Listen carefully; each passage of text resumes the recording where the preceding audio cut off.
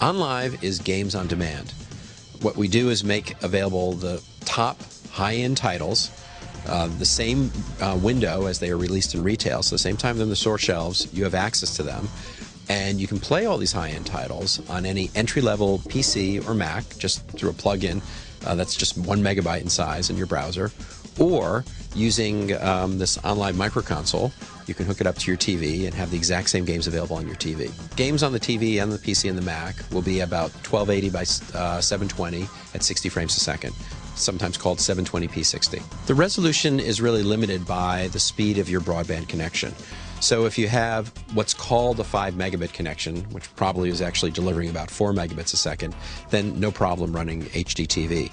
If you're, have a slower connection, we'll gradually lower the resolution all the way down to, if it's a 1.5 megabit connection, which you're probably getting 1.2 megabits out of, then you'll be down to standard definition TV resolution, which would be like a Wii resolution. You can run any game that is made available on the platform by the publisher. So it's certainly very easy to take a PC title for a publisher, and within a couple weeks of work, it can make it run on OnLive. It's also not difficult to port over an Xbox 360 game, maybe just a little more difficult to port over a PS3 game. And then once on the service, it runs on the same games will run on a PC, Mac, or television seamlessly. So you don't really have to think about what console am I on, or what platform am I on, or do I have a GPU or don't have a GPU. They all run just as well as they would on a totally tricked out gamer PC, because that's what's really running in the service on all of these platforms. Well, I think there's a couple of first-party games which are pretty good that people are really drawn to. Other ones are, plus or minus. I think we've got our hands full right now with the third-party games from the 9 publishers that are supporting the OnLive platform. And so that's what we'll be focusing on initially. And, who knows what the future will bring. OnLive is a community like there's never been before. First of all, we have massive spectating. Okay, so anybody who wants to be spectated can allow anybody else to spectate them. I mean, literally, if you're really, really hot at something, 1 million people can watch your game, okay? And you'll tell you how many people are watching you. And you can go and just check out any game you want and see a really great player and see what their moves are in order to get through a level. It's just really, really great. I mean, one of the things that's frustrating about spectating today, there's only a few games that really support it, and you have to be running the game in order to spectate. Well, suppose you're not sure if you even want the game. I mean, the first thing you'd like to do is see someone play it. So we're enabling that now. And then some other community features are, of course, you can have a video of yourself and an avatar. And when you play a game, if you did something really awesome or something really crazy, you just hit the brag clip button, and it saves the last 10 or 15 seconds of your gameplay onto your profile.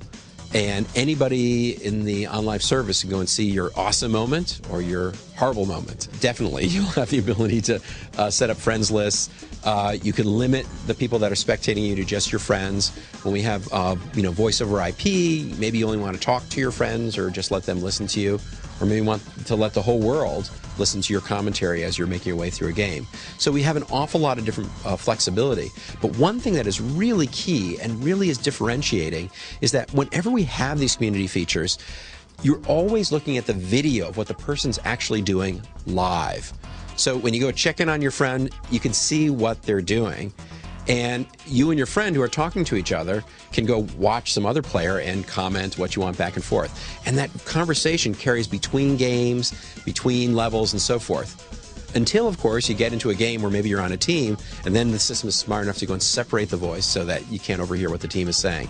It's very, very sophisticated in terms of the way it allows people to communicate both from a video and an audio point of view. Pretty much any entry-level PC today with XP or Vista will run fine. With Macintoshes, it would be an Intel-based Mac. Pretty much any of those will work. And that's it. You don't need a GPU. And you just need, a broadband connection. 1.5 megabit connection for standard definition TV and 5 megabits per second or better for HD TV. You're quite correct. If we had a significant amount of lag, it would be unusable. So we had to develop a new technology that would allow the game to run a lot of the game to run in the server center, and then really to send tiny pieces of the game down through your DSL and cable modem connection very, very rapidly with no lag. So essentially what happens when you hit a button on your controller or on your keyboard, it goes up through the internet to our server center, the game will figure out the next frame, and then it zips back down, and your computer screen or your TV screen updates so fast that perceptually it's as if the game is running right there. It's really, really cool. It's a brand new technology. It took 7 years of development to get it to where it is.